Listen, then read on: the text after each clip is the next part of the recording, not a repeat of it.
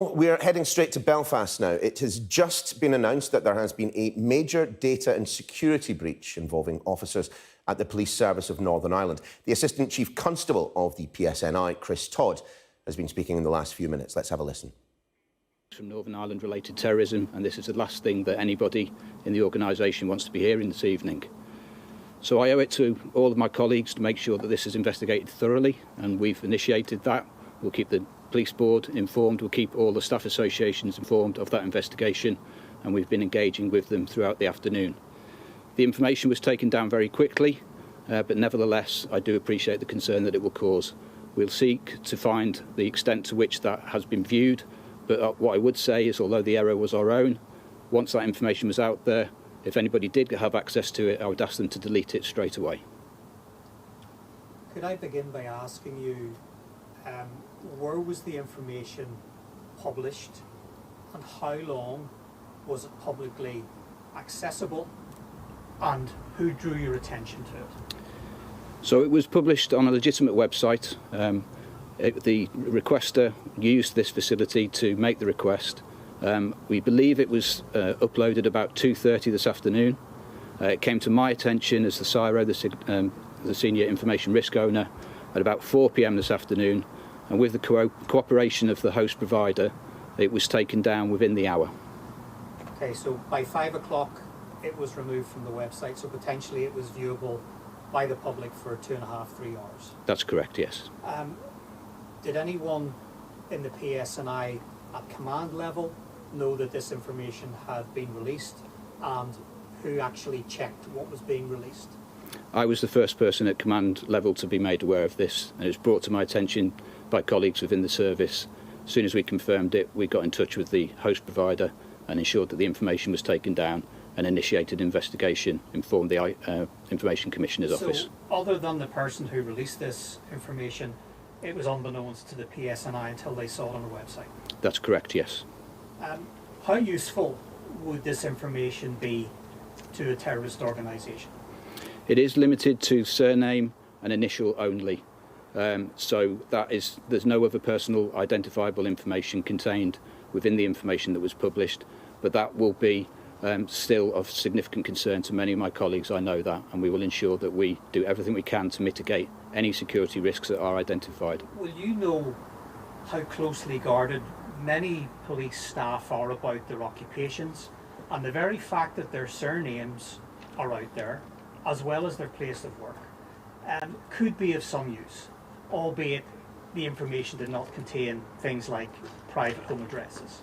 I absolutely do appreciate those concerns. I've written to all of my colleagues across the whole of the service this evening, explained to them the actions that we're taking, given them information to help them further protect their own personal security and those around them, and we will listen to the concerns of all of our colleagues individually and address any concerns that are raised. ACC Todd, is your assessment that officers' personal security has been compromised by this, and given the sort of loss of trust from officers can't be costed and will be massive, do you want to take the opportunity to apologise to officers on behalf of the PSNI? I do apologise to officers. This is unacceptable. In terms of the security for individuals, there's nothing at the moment to suggest that there's any immediate security concerns, but we have put actions in place to ensure that if anything does arise, we will be aware of that, and then we can mitigate accordingly.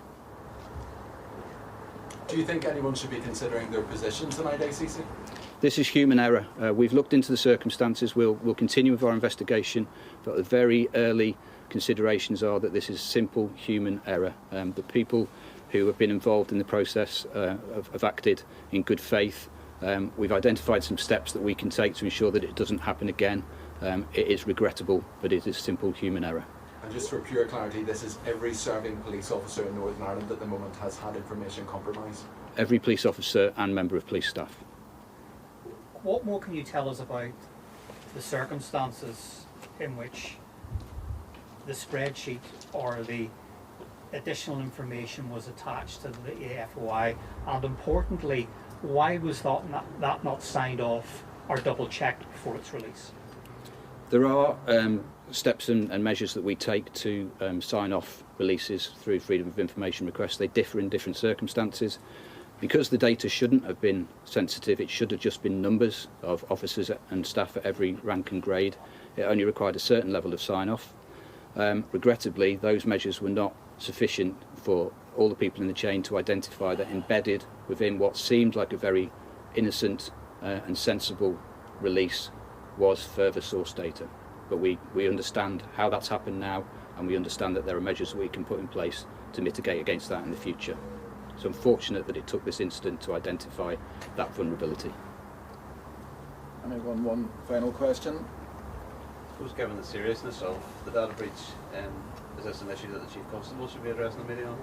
The Chief Constable is aware. I'm the duty officer and I'm the Senior Information Risk Owner, so I take responsibility for this. Beg your pardon? Is the Chief Constable coming back from the summer break? I can't speak on behalf of the Chief Constable, but he is certainly aware of this situation as it's developed today. Okay, everybody, thank you. Well, let's try and make a little bit of sense of what we were hearing there from Assistant Chief Constable Chris Todd of the Police Service of Northern Ireland. A lot of information there.